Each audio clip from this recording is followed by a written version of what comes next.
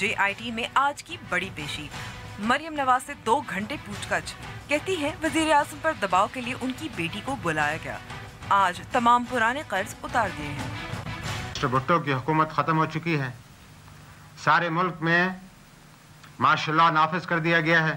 5 जुलाई मुल्क की तारीख का स्याह दिन। ज़िया आमरीत 40वें के बाद भी जिंदा है। सियासी और मजहबी पनीरी के बीच आज कांटे बन गए। और कांगो का डैंडी गैंग, लाखों का मकरूज लेकिन जिंदगी टशन में। अस्सलाम वालेकुम and welcome to news wise. मैं हूं अंबर शमसी। क्या ये महज बेनज़ीर इत्तेफाक है कि वज़ीर आज़म नवाज शरीफ की साहिबजादी ज़िया आमरीत के 40 साल बाद आज JIT में एहतसाब के लिए पेश हुई? और क्या आज मरियम नवाज का सही मानों में सियासी करियर का आगाज़ हुआ है? उनका लहजा, उनका पाकिस्तान के सब्ज़ रंग का लिबास, उनके साथ सिक्योरिटी और प्रोटोकॉल का काफिला और फिर उनकी तकरीर जिसमें साजिशों, बाप पर बेटी के ज़रिए हमला करना, रोक लो नवाज शरीफ को का नारा और JIT से मासूमाना सवाल कि हम पर इल्ज़ाम क्या है, इल्ज़ाम क्या हो सकता है या नहीं, इसका जवाब तो JIT की रिपोर्ट से ही मिलेगा। लेकिन मरियम नवाज ने खुद रिपोर्टर्स के सवालों का जवाब नहीं दिया। लेकिन ये कहा जा सकता है कि मरियम नवाज की तकरीर पुरएतमाद, जामे और मुख्तसर थी। जिन लोगों तक पैगाम पहुँचाना था बग़ैर आवाज़ बुलंद के पहुँचा दिया। अगर इससे पहले नून लीग ने गलती की, वो मरियम नवाज की पेशी से कबल जिन्स की बुनियाद पर सियासी रंग देने की उनकी कोशिश थी। उन्होंने बेनज़ीर भुट्टो का मशरक़ की बेटी का फ़िक्रा खूब इस्तेमाल किया। उनको याद दिलाया गया है कि बेनज़ीर भुट्टो समेत कई ख़वातीन ने न सिर्फ अदालतों और जेलों के चक्कर काटे हैं, बल्कि मियाँ नवाज शरीफ के गुज़िश्ता दौरे इक़्तिदार में पीपल्स पार्टी की ख़वातीन के साथ भी ऐसा हुआ। और नून लीग पीपल्स पार्टी का एक और नारा भी इस्तेमाल कर रहे हैं कि शरीफ ख़ानदान और नून लीग जमहूरी शहीद है। क्या शरीफ ख़ानदान को जमहूरी तसलसल और इस्तेहकाम के साथ मुंसलिक करना मुनासिब है? और जमहूरियत शहीद हुई तो दरअसल आज के रोज़ 40 साल कबल, जब आर्मी चीफ जनरल ज़ियाउल हक ने मुंतखब वज़ीर आज़म का तख्ता उलट दिया। प्रोग्राम में हम ना सिर्फ तारीख़ और माजी की बात करेंगे बल्कि आज के पाकिस्तान की भी। शुरू करते हैं अपनी स्टोरी से।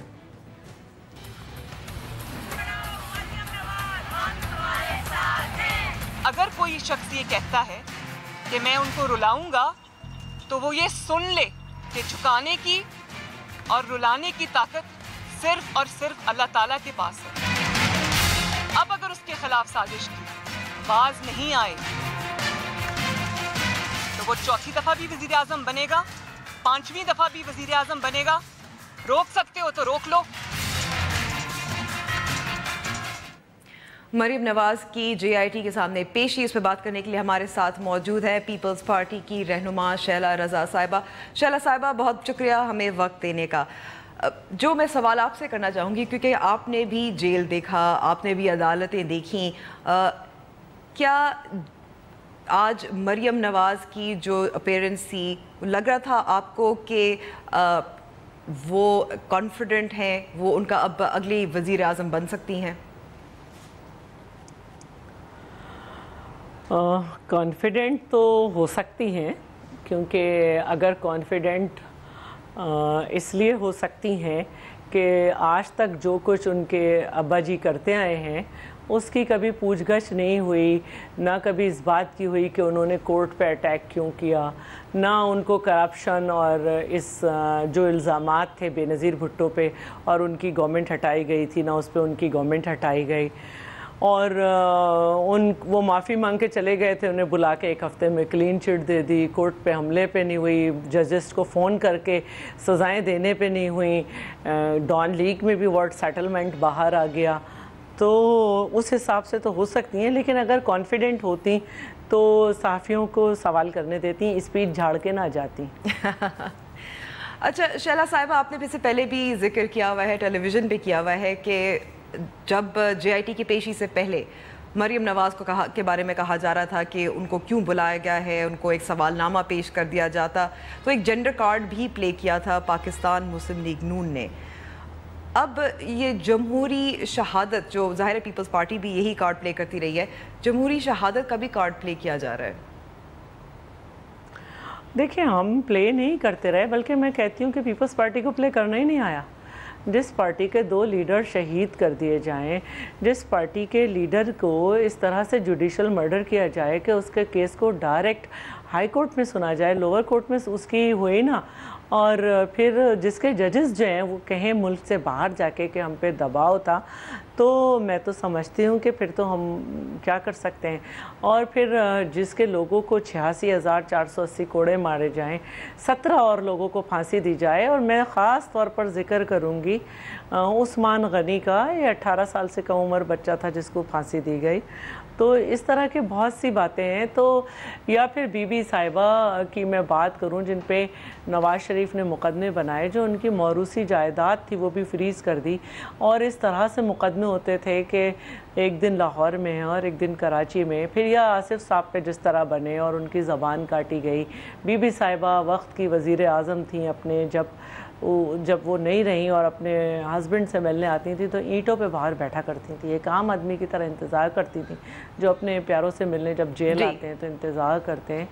تو میں نہیں سمجھتی کہ ہم نے یہ کارڈ کھیلا، ہم نے بہادری سے ان چیزوں کا مقابلہ کیا، اور ہم ان کے منہ سے یہ سب اچھا اس لیے نہیں لگ رہا کہ اگر آپ کے خواتین کے بارے میں یہ خیالات ہیں پھر تو آپ کو ضیاء الحق کو جوائن ہی نہیں کرنا چاہیے تھا۔ کیا آپ نے نہیں دیکھا تھا ناصر باغ میں بیگم صاحبہ کا سر پھٹا ہوا؟ کیا آپ نے نہیں دیکھا تھا سیحالہ ریسٹ ہاؤس میں بند، اڈیالہ جیل میں بند؟ لیکن آپ تو شامل ہو گئے، آپ کہتے تھے یہ عورت اپنے آپ کو کیا سمجھتی ہے، یہ لڑکی کیا سمجھتی ہے، سیکیورٹی رسک۔ پھر جب میرے وقت میں 1990 میں آپ نے مجھے تو حبس بھیجا میں رکھا ہوا تھا، 26-27 کی رات کو میں اریسٹ ہوئی ہوں دسمبر کی، اور مجھے 9 جنوری کی صبح کورٹ میں پیش کیا گیا ہے، 8 جنوری کی۔ تو میں تو حبس بھیجا میں تھی، میرے ساتھ تو کوئی لیڈی پولیس آفیسر نہیں ہوتی تھی یا کانسٹیبل۔ جب میں جاتی تھی میں نے ٹویٹ کی ہیں دو دفعہ کی میری ہیئرنگ، اور میرے پاس تو بہت اس طرح کی چیزیں ہیں۔ تو میں نے جب یہ اس دفعہ جیتے تھے وزیر اعظم تو میں نے کہا تھا کہ مجھے خوشی ہے کہ مریم سیاست میں آئیں، تو میاں صاحب کا جو رویہ خواتین کے لیے وہ نہیں ہوگا، لیکن جب جو ہے پاکستان تحریک ماڈل ٹاؤن کا واقعہ ہوا، ماڈل ٹاؤن کا واقعہ ہوا، اور تو میں بہت اداس ہوئی، میں نے کہا کچھ بھی نہیں بدلا۔ اور پھر جب شہلا صاحبہ ہمارے ساتھ پاکستان نے جس طرح سے اسحاق ڈار صاحب نے جس طرح دوسری خواتین کا نام لیا، بیوٹی اور یہ سب کہا، تو پھر آپ یہ کیوں چاہتے ہیں کہ آپ کی خواتین کو عزت ملے جب آپ دوسروں کو نہیں دے سکتے؟ دوسروں کی خواتین کو عزت نہیں دیتی۔ جی شہلا صاحبہ، اس کا جواب میں مائزہ حمید صاحبہ سے لینا چاہوں، پاکستان مسلم لیگ نون کی رہنما۔ تھینک یو فار جوائننگ اس۔ مائزہ صاحبہ، یہ کیسے ہو سکتا ہے کہ جیسے شہلا صاحبہ نے کہا کہ آپ دوسروں کی خواتین پر انگلیاں اٹھاتے ہیں، الزام لگاتے ہیں، ہراساں کرتے ہیں، لیکن اپنی خواتین کے لیے عزت جو ہے وہ چاہتے ہیں؟ کہ شہلا صاحبہ کی جو پولیٹیکل لیڈرشپ ہے ان میں جو محترمہ بے نظیر بھٹو ہیں، ان کو جو وہ ایز اے پرائم منسٹر اگر تنقید کا نشانہ بنایا جاتا تھا تو ایز اے پرائم منسٹر وہ آفس ہولڈر تھی۔ آفس ہولڈر اکاؤنٹیبل ہوتا ہے، اور جب میاں صاحب کی باری تھی اس وقت انہوں نے بھی اپنا حساب برابر کیا ہوگا۔ بات امپورٹنٹ جو ہے ابھی اس وقت وہ یہ ہے کہ جو لیڈی کانسٹیبل کی بات کی جاتی ہے یا جو بھی اس طرح کی باتیں کی جاتی ہیں، بات یہ کہ آئین اور قانون کے مطابق اگر ایک خاتون جو ہے تفتیشی افسر کے سامنے پیش ہوتی ہیں تو ان کے ساتھ لیڈی کانسٹیبل جو ہے وہ جانا ضروری ہے۔ اب مجھے نہیں پتا کہ شہلا صاحبہ کے ساتھ کیوں نہیں کوئی لیڈی کانسٹیبل گئی، لیکن آئین اور قانون میں یہ ہے کہ ایک عورت جو ہے یا فیمیل جو ہے وہ لیڈی آفیسر جو ہیں وہ اکمپنی کرے گی مریم نواز صاحبہ کو یا کسی اور فیملی میں کسی کو بھی جو ایز اے وٹنس جو ہے وہ جے آئی ٹی میں پیش ہو رہا ہے۔ دوسری بات یہ کہ دیکھیں جی، وکٹم کارڈ بہت دفعہ پلے کر چکے ہیں پیپلز پارٹی والے، لیکن اب تو پاکستان مسلم نون وکٹم، جی پاکستان مسلم نون وکٹم کارڈ پلے کر رہے ہیں۔ ایک بات مانتے ہیں ہم، نہیں بات سنیں، ہم مانتے ہیں کہ ان کی بہت زیادہ جو ہے وہ تاریخ میں جو ہے ان کی بہت سی قربانیاں ہیں ان کی بھٹو فیملی کی، لیکن بات یہ بھی انڈرسٹینڈ کرنی چاہیے کہ 3 دفعہ پرائم منسٹر بنے ہیں میاں محمد نواز شریف، عوامی مینڈیٹ لے کے آئے ہیں، اور اس چیز کو بھی ریئلائز کرنا چاہیے کہ پرائم منسٹر نے ایک الیکٹڈ پرائم منسٹر ہی، be it Peoples Party, be it P M L N, elected prime minister کو یہ اکاؤنٹیبل رکھا جاتا ہے کہ الیکٹڈ پرائم منسٹر کی بچوں کو جو ہے وہ تفتیشی ٹیم کے سامنے لایا جاتا ہے, سپریم کورٹ کے سامنے لایا جاتا ہے. کیوں نہیں مشرف صاحب کو لے کے جاتے جو کمر درد کا بہانہ بنا کے کورٹ ٹھیک ہے, اس وقت ہم بریک پہ جا رہے ہیں, گفتگو جاری رہے گی بریک کے.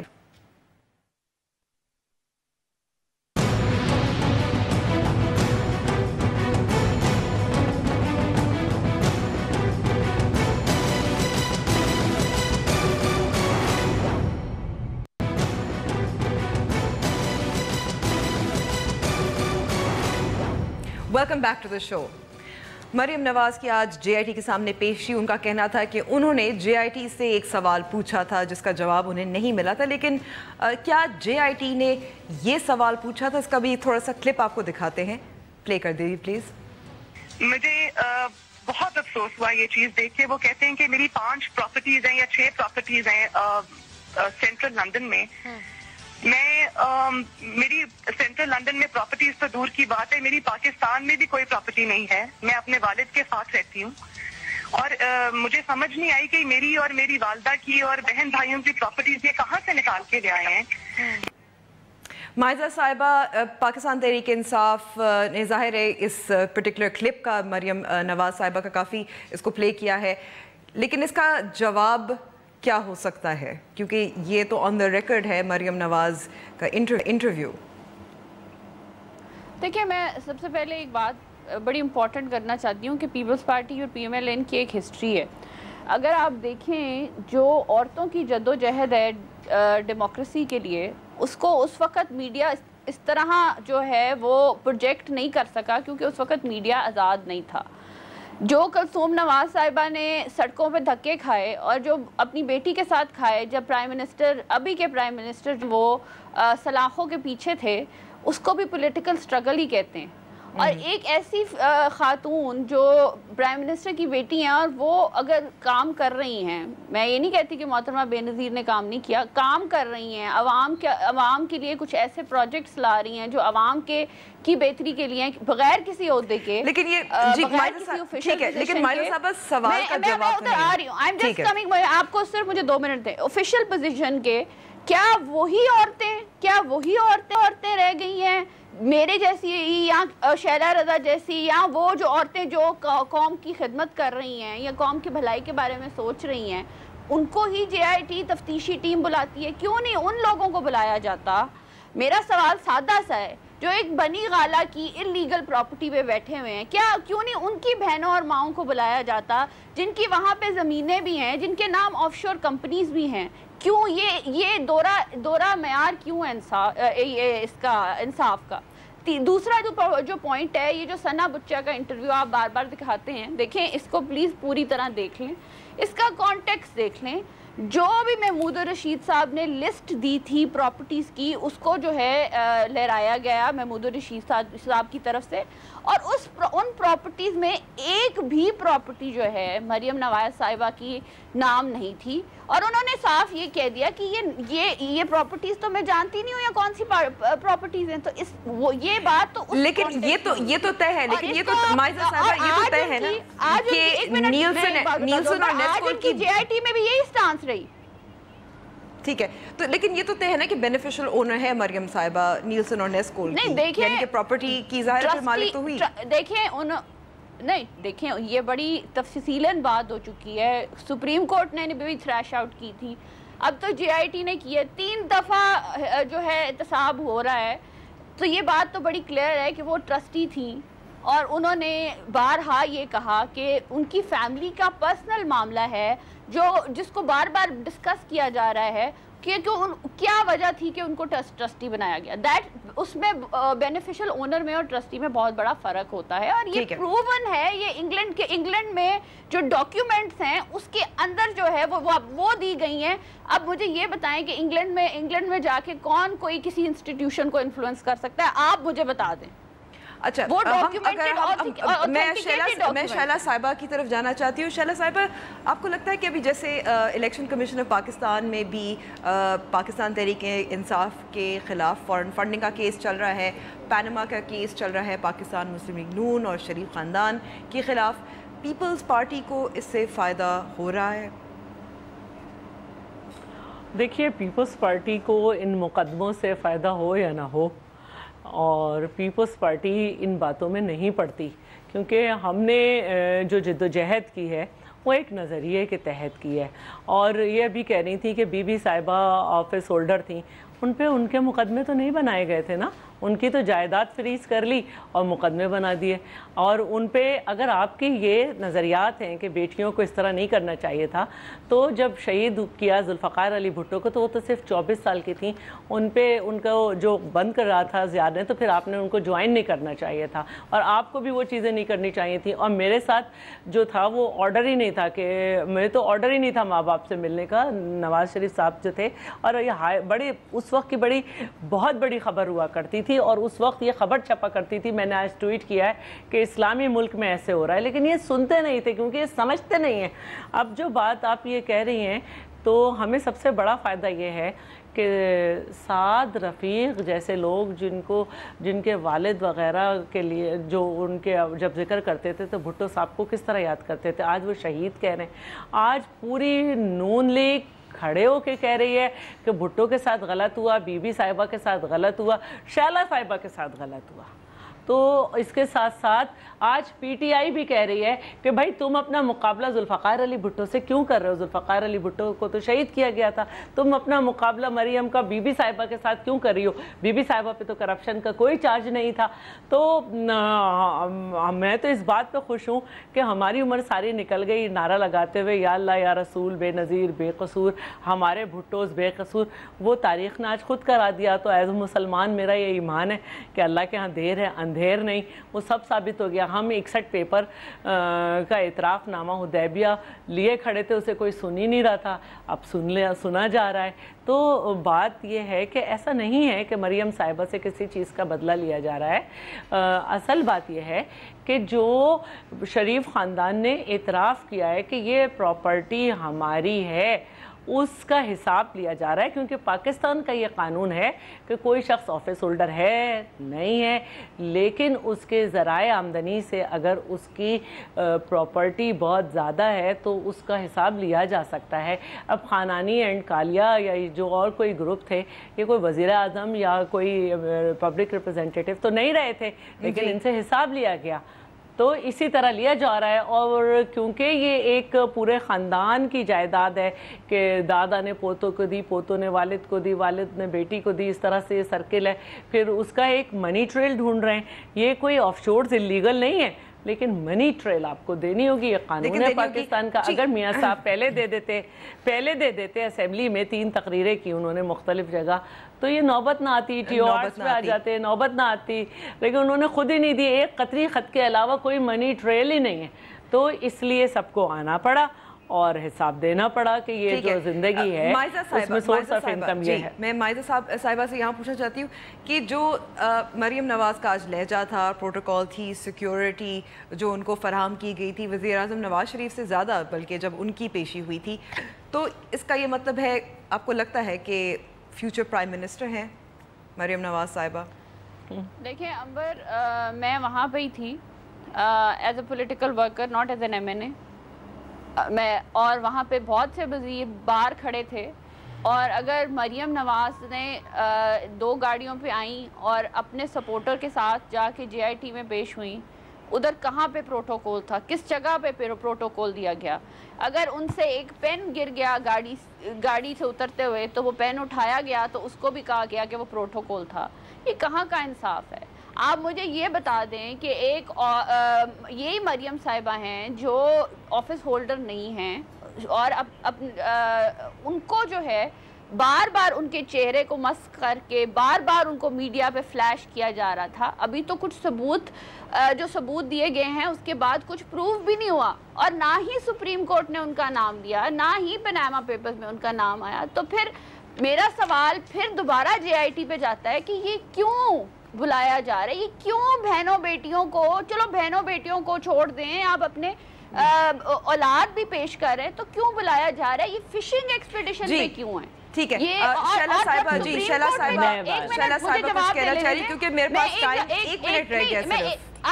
give me 1 minute. ایک منٹ شیلا صاحبہ کو میں ریوائنڈ کرانا چاہتی ہوں کہ گورنر رول جو ان کی حکومت میں لگا تھا، اس میں ہم لوگ بھی جیلوں میں گئے تھے، ہمیں بھی بختر بند گاڑیوں میں بٹھایا گیا. پتہ نہیں. جی شیلا پتہ نہیں کب گئے، خبریں نہیں ہیں. میں صرف یہ پوچھنا چاہتی ہوں کہ ایس پی خاتون کیا پاکستان کی ہر عورت کو سلوٹ مارتی ہے؟ ایک خاتون جے آئی ٹی میں آئی ہیں، ان کو سلوٹ کیوں مارا گیا؟ ایسے آپ کے آفیسر ہیں، ان کا پین گر گیا تو آپ اٹھا رہے ہیں. ارے بھائی باعزت ہم نے ہے نا، ہم کوئی سامان ہے، ہم کوئی بنگلے ہیں. بے نظیر بھٹو کو آپ اینٹوں پہ بٹھائیں، جو دفعہ وزیر اعظم رہ گئی ہے. بھائی میں ڈپٹی اسپیکر ہوں، مریم نواز جے آئی ٹی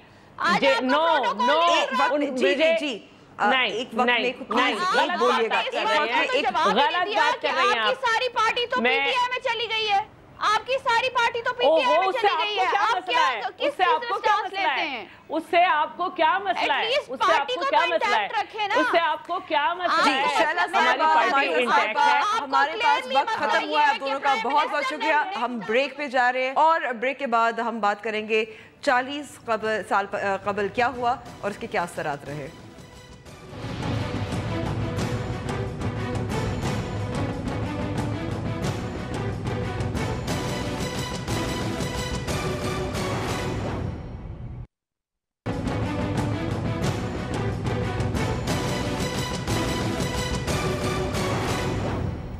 نیوز وائز میں ایک بار پھر خوش آمدید. پاکستان نے اپنی 70 سالہ تاریخ میں 4 مرتبہ مارشل لاء کا سامنا کیا، مگر ملک کی سیاست اور سماجیت میں تیسری فوجی حکومت کے اثرات عامر جنرل ضیاء الحق کی موت کی 29 برس بعد بھی جا بجا بکھرے نظر آتے ہیں. دیکھیے ہمارے نمائندہ خصوصی فیاض راجہ کی یہ رپورٹ.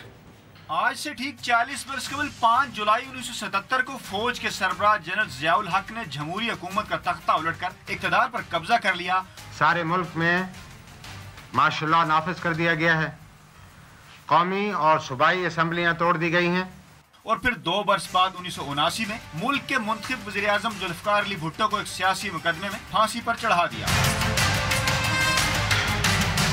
فوجی عامر جنرل ضیاء الحق نے مذہب کا نام استعمال کر کے ملک کی سیاسی، سماجی اور معاشرتی حرکیات تک کو بدل ڈالا. انہوں نے فوج کی چھتری تلے مذہب کی پنیری سے کچھ ایسے بیج بوئے کہ ملک کے سیاسی اور سماجی افق پر ایک کلاس نمودار ہوئی جو کھلے عام جنرل ضیاء کی جانشینی اور ان کے مشن سے وابستگی کے نعرے لگاتی تھی. ضیاء الحق صاحب نے بھی کہا تھا کہ ہم روکھی سوکھی کھائیں گے، کسی کے آگے ہاتھ نہیں پھیلائیں گے، اور میں نے بھی کہا ہم گھاس کھا لیں گے لیکن کسی کے آگے ہاتھ نہیں پھیلائیں گے. خود کو اسلام کا سپاہی کہلوانے والے جنرل ضیاء الحق نے جہاد کے نام پر غیر ریاستی عناصر کی خوب پرورش کی، جس کا خمیازہ پاکستان آج برسوں بعد بھی بھگت رہا ہے.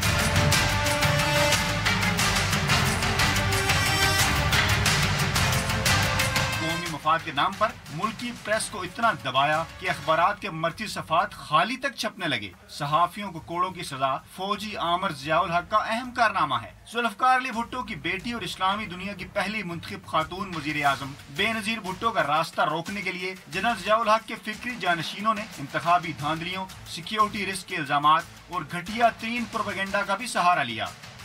میڈ ان انگلینڈ نہیں ہے یہ، تو نہ جانے کہاں سے آئی ہے اور اس کو کس نے لا کے بٹھا دیا ہے. ملک کے موجودہ وزیر اعظم میاں نواز شریف کی سیاست کا آغاز بھی فوجی عامر جنرل ضیاء الحق کے خصوصی دست شفقت سے ہوا، جنہوں نے اپنے دور حکومت میں بے نظیر بھٹو کو احتساب کے نام پر ملک کی تمام چھوٹی بڑی عدالتوں کے چکر لگوائے. یہ لوگ شہید ضیاء الحق کا مقابلہ کریں گے. یہ لوگ، یہ پاکستان کے غدار جس کو وہ شہید کہتی ہے، اپنے باپ کو اس نے پاکستان کے 2 ٹکڑے کیے ہوئے. کیسا بے نظیر اتفاق ہے کہ 40 برس قبل 5 جولائی کے سورج سے طلوع ہونے والی شریف سیاست آج فیڈرل جوڈیشل اکیڈمی کے باہر نعرے لگا رہی تھی، یا اللہ یا رسول، مریم نواز بے قصور. پروگرام نیوز وائز کے لیے فیاض راجہ، ڈان نیوز، اسلام آباد. اس پہ بات کرنے کے لیے ہمارے ساتھ موجود ہے شاعر، تجزیہ کار حارث خلیق. بہت بہت شکریہ حارث وقت دینے کا. حارث، آج کے روز 40 سال قبل آپ کو لگتا ہے کہ جنا کا جو پاکستان تھا وہ واقعی ہر دفن ہو گیا تھا, مر گیا؟ میرا خیال ہے وہ عمل شروع ہوا 5 جولائی 1977 کو پاکستان کے رخ بدلنے کا ایک عمل شروع ہوا جو 1988 تک جاری رہا, اور اس کے بعد آج جو آپ پاکستان دیکھتے ہیں اس کے بانی جو ہیں, یعنی اس کی جو آپ نے شروع میں بات کی تھی کہ اس کی سیاست اور اس کا سماج اور اس کی معاشرت اور اس کی اقتصادیات, جو کہ ظاہر ہے کہ صرف طبقہ عمراء و اشرافیہ کے لیے, وہ سب کا سب انہی 8-10 برس میں ہوا جو جنرل ضیاء الحق کا دور عامریت ہے. لیکن یہ کیسے دیکھیں, اب ظاہر ہے 4 فوجی عامر آئے, جس میں مشرف بھی شامل ہے, ایوب بھی ہیں, یحییٰ بھی ہیں, تو ہم اور ان میں سے جو ہے مشرف اور ایوب طویل عرصے کی عامریت کا دور تھا, دور اقتدار تھا, تو ہم کیسے کہہ سکتے ہیں کہ جنرل ضیاء کے جو دور کے جو اثرات ہیں ہمیں زیادہ نظر آتے ہیں؟ دیکھیے, پاکستان نئے سرے سے, یہ جس پاکستان میں ہم رہ رہے ہیں یہ مغربی پاکستان تھا. ایوب خان صاحب کی عامریت اور یحییٰ خان کا تحفہ آپ کو 1971 میں مل گیا. تو جو موجودہ پاکستان ہے یہ اگر آپ اسے یعنی ایمانداری سے دیکھیں تو یہ تو 1971 میں جس طرح بنگلہ دیش بنا ہے اسی طرح یہ ملک بھی وجود میں آیا ہے, اور ہم اصل میں جو قائد اعظم کا پاکستان تھا اس کی سکسیسر سٹیٹ ہیں, ہم وہ سٹیٹ نہیں ہیں. تو یہ ایک بڑی اہم بات ہے, اور غلطیاں سب سیاسی رہنماؤں سے ہوتی ہیں, یقیناً قائد اعظم سے بھی ہوئیں, وہ بھی کوئی ظاہر ہے کہ کوئی معصوم نہیں تھے, سیاسی رہنما تھے, لیکن ایک نیت اور خلوص کی ایک بات ہوتی ہے جس میں آپ بہت سی غلطیوں کو کانٹیکسٹ میں دیکھ سکتے ہیں سیاستدانوں کی.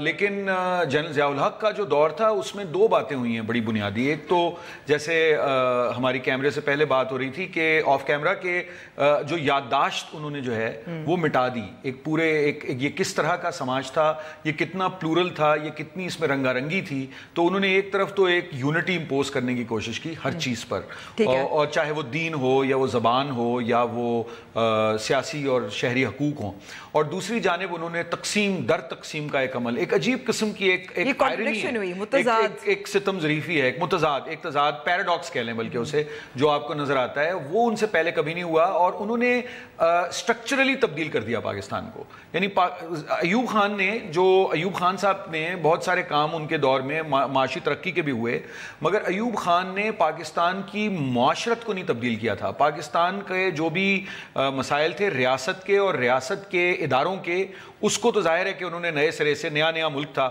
اور وہ 1955 سے یا 54 سے ان کو کابینہ میں شامل کر لیا گیا تھا, تو فوج کے اثرات بڑھتے گئے اس زمانے میں. لیکن اور جنرل پرویز مشرف نے بھی جو زیادہ تر ان کا جو مسئلہ رہا ہے وہ ریاست کے اداروں, دستور اور جو آپ کا اسٹرکچر تھا اسٹیٹ کا, اس کے ساتھ ان کا مسئلہ رہا ہے. جنرل ضیاء الحق نے پاکستان کی طرز معاشرت کو بدل دیا, یعنی پاکستان کے سماج میں, یعنی کہ بھی کہہ سکتے ہیں کہ جیسے پرویز مشرف نے انلائٹن ماڈریشن جو ہے متعارف کروانے کی کوشش کی, وہ تھوڑا سا عام کرنے کی کوشش کی, لیکن جو جنرل ضیاء کی اسلامائزیشن تھی وہ اس کے ظاہر دور اثرات تھے. اسے آپ لوگ اسلامائزیشن کہتے ہیں, میں تو اس کو کہتا ہوں کہ وہ ایک منافقت کا دور تھا, چونکہ جنرل ضیاء الحق کو اگر کوئی بھی اپنے دین سے جس کے وہ دعوے دار تھے کوئی دلچسپی ہوتی تو مسلمانوں کا ساری دنیا میں یہ حال نہ ہوتا. اس میں بڑا کنٹریبیوشن ہے ان کا, نہ صرف پاکستان میں بلکہ افغانستان میں, فلپینز میں جو آج کل ہو رہا ہے جس کے بارے میں یہاں کوئی گفتگو نہیں ہوتی, وہاں سے لے کے اور مشرق وسطیٰ کے ممالک تک. جنرل ضیاء الحق تو 1967 میں بلیک سپٹمبر کرنے والے بریگیڈیئر ہیں, تو اور وہ انہوں نے بائی دا وے ہر چیز کا الزام ہم فوج کو دے دیتے ہیں, وہ انہوں نے جی ایچ کیو کی مرضی کے بغیر کیا تھا, چونکہ یہ اس کے بھی شواہد موجود ہیں کہ پاکستان نے, راولپنڈی نے ان سے نہیں کہا تھا کہ وہ یہ کریں, وہ جارڈن کے کنگ کے اس وقت ملازم تھے اور انہوں نے ان کے کہنے پر 25,000 فلسطینی شہید کیے تھے. تو یہ ساری باتیں جو ہیں یہ اب, اور جو میرا جو اس میں جو یعنی گزارش ہے وہ یہ ہے کہ یہ سب باتیں قوم کی یادداشت سے مٹا دی گئی ہیں, اور اس میں اس کی وجہ سے ایک بالکل نئی معاشرت آپ کو نظر آتی ہے. اور آپ مثال کے طور پہ چھوٹی چھوٹی سی باتیں ہیں, احترام رمضان آرڈیننس, جی میرے جو یعنی ہم سب کے بہت سے رشتہ دار بہت زیادہ متقی اور پرہیزگار ہیں, اور کچھ ہماری طرح کے بھی ہیں, لیکن جو بہت ہی متقی اور پرہیزگار لوگ ہیں اور ہم, ان کے درمیان کسی قسم کی کوئی تضاد یا کوئی کلیش یا کوئی کانفلکٹ نہیں تھا, وہ بعد میں پیدا ہوا. اور اس کی آپ صورتحال یہ دیکھیں کہ بہت سے ایسے دین کے نام پر ایسے کام پاکستان میں ہوتے ہیں اور سرکاری سطح سے کیے جاتے ہیں جو کسی اور اسلامی ملک میں نہیں ہوتے. تو یہ بہت سی باتیں ایسی ہیں جس میں منافقت کا مسئلہ زیادہ ہے.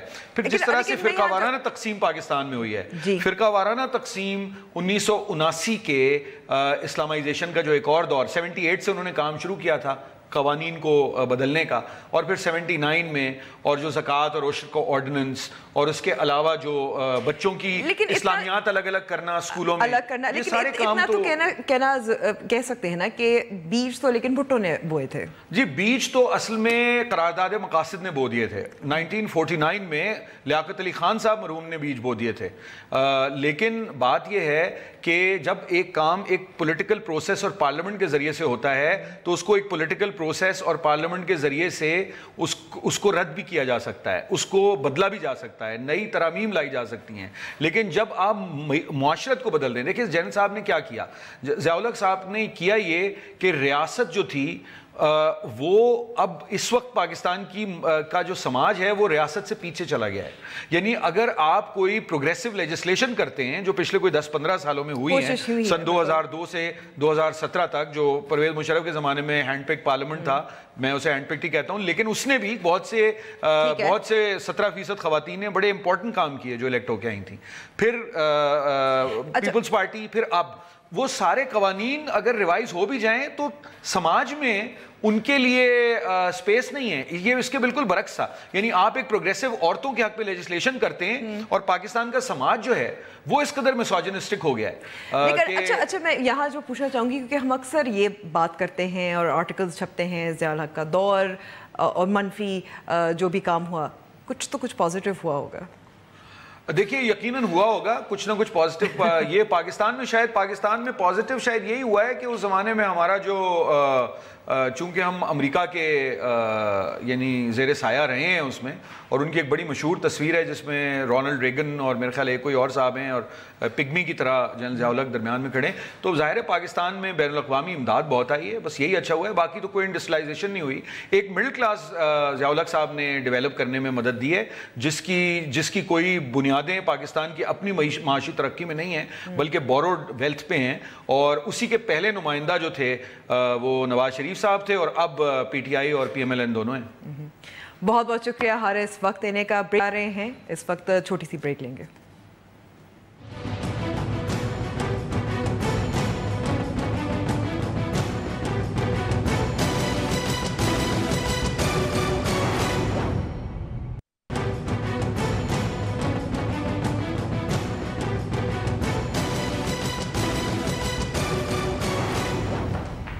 ویلکم بیک ٹو دا شو.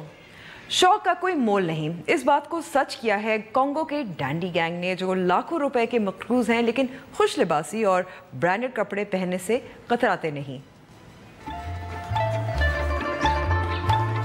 غربت, افلاس, پسماندگی, سٹائل کی راہ میں کچھ بھی آڑے نہیں آئے. افریقہ کے غیر ترقی یافتہ ملک کانگو کے مردوں کی ایک تنظیم لاسیپ, جس کا مقصد ہے تو بس خوش لباس اور جذب نظر دکھنا کسی بھی قیمت پر. جی ہاں, خوش لباس مردوں کی یہ تنظیم غربت کے باوجود مہنگے امپورٹڈ اور ڈیزائنر کپڑے پہننا ہی پسند کرتی ہے, اور وہ اپنے اس شوق کو پورا کرنے کے لیے لاکھوں روپے کے قرضے لینے سے بھی نہیں کتراتی. یہ لباس نہیں ہے, یہ ہتھیار ہیں, ہتھیار کسی کو بھی گھائل کر دیں. آپ کیسے ایسی چیزوں کی کمی ہونے دے سکتے ہیں؟ بالکل بھی نہیں. لیکن یہ مرد اپنے شاہانہ شوق کی قیمت اپنے سگے رشتہ داروں سے بھی چھپاتے ہیں کہ کہیں وہ انہیں لان تان نہ کریں. اور غربت اور مقروض ہونے کے باوجود اتنے مہنگے لباس زیب تن کرنے کی وجہ, میں ان لباس کو پہن کر اپنے آپ کو دنیا کا سب سے امیر شخص تصور کرتا ہوں. نیوز وائز کا وقت اب ختم ہوا, اور امید کرتی ہوں پروگرام آپ کو پسند آیا ہوگا. ہم سے رابطہ کرنا چاہیں تو ہمارا فیس بک پیج اور ٹویٹر ہینڈل حاضر ہے. مجھے اجازت دینے سے پہلے, فن کی کوئی قید نہیں. اگر آپ موسیقی کے شوقین ہیں اور آپ کے پاس موسیقی کے آلات نہ ہوں تب بھی آپ موسیقی کے دھنیں بکھیر سکتے ہیں. دیکھیے یہ ویڈیو اور مجھے اجازت دیجیے. خدا حافظ.